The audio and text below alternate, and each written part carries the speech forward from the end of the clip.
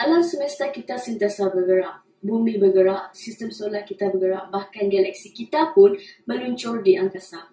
Kita menggunakan pergerakan bumi di ruang angkasa untuk mengukur waktu.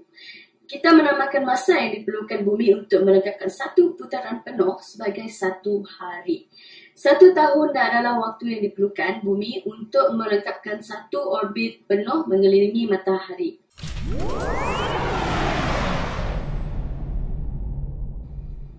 Namun, tempoh satu putaran dan satu orbit berbeza di planet yang lain. Misalnya, satu orbit setahun di planet Utarit memerlukan masa selama 87 hari di bumi.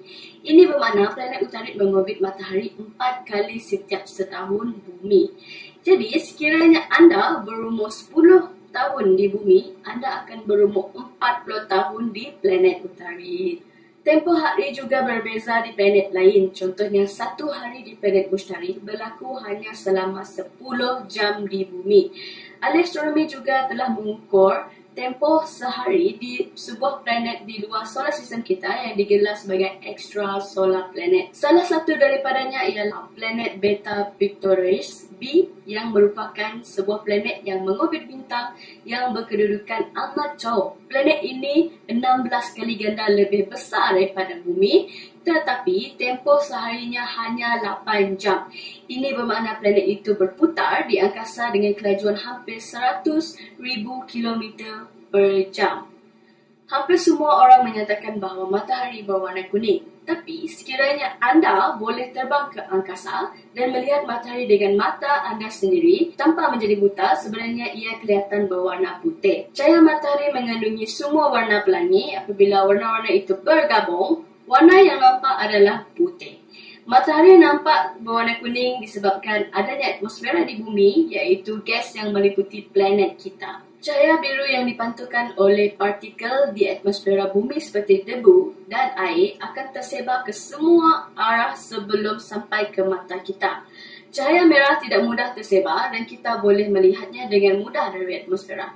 Ini menyebabkan cahaya matahari nampak lebih merah daripada warna sebenarnya.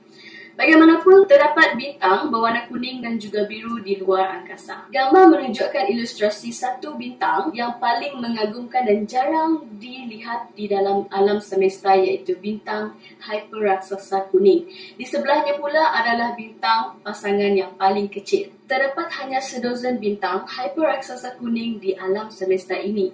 Bagi ahli astronomi, mencari salah satu bintang gegasi ini seperti menangkap bola golden snitch seperti yang terdapat dalam filem Harry Potter.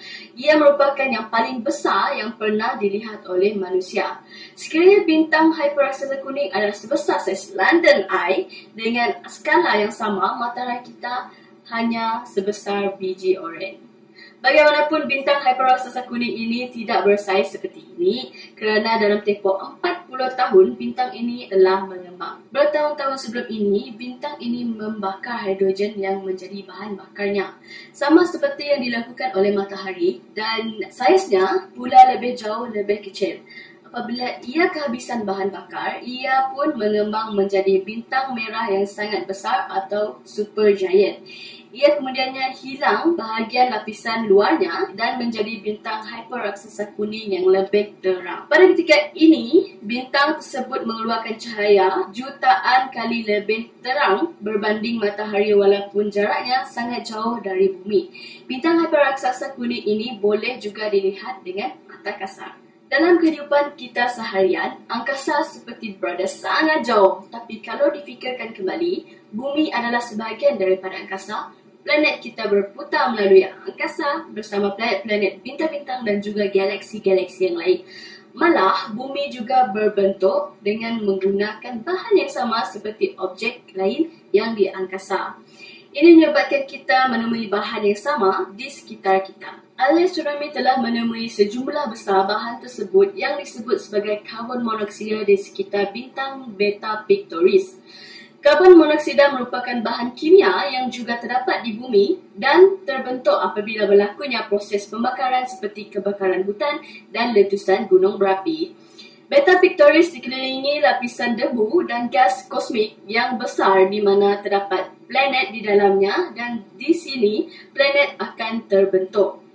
Pemerhatian terkini menunjukkan lapisan cekera itu mengandungi banyak gas monoksida. Apa yang menarik tentangnya? Gas karbon monoksida biasanya mudah dan cepat hancur oleh cahaya bintang. Jadi, dari mana asalnya dan mengapa gas tersebut belum terbakar habis? Para astronomi percaya karbon monoksida itu dikeluarkan oleh komet, asteroid dan planet-planet kecil dalam lingkungan cekera debu itu. Semua objek itu mengandungi karbon monoksida beku yang masuk dalam cekera apabila objek-objek angkasa berlanggar antara satu sama lain. Seperti juga air, karbon monoksida wujud dalam beberapa bentuk yang berbeza. Ketika ia berada di dalam komet dan asteroid, bentuknya seperti pepejal beku, seperti juga air yang membeku menjadi ais apabila disejukkan dalam suhu yang rendah.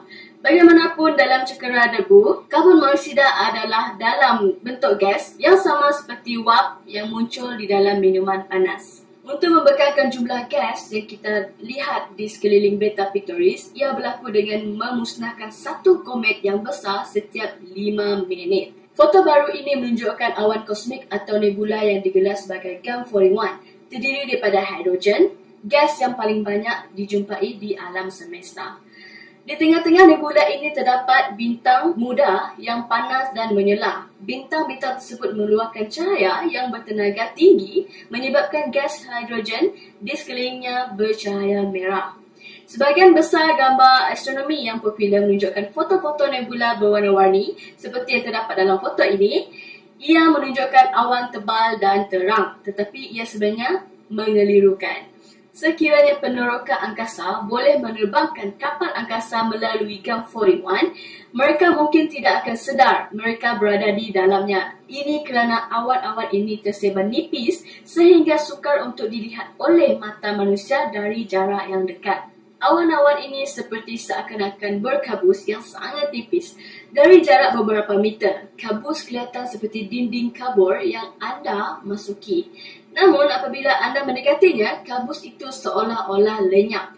Kabus sentiasa nampak berada jauh, malah nebula ini jauh lebih nipis daripada kabus. Itu sebabnya kenapa awan luas dan terang ini tidak diketahui sebelum tahun 1951.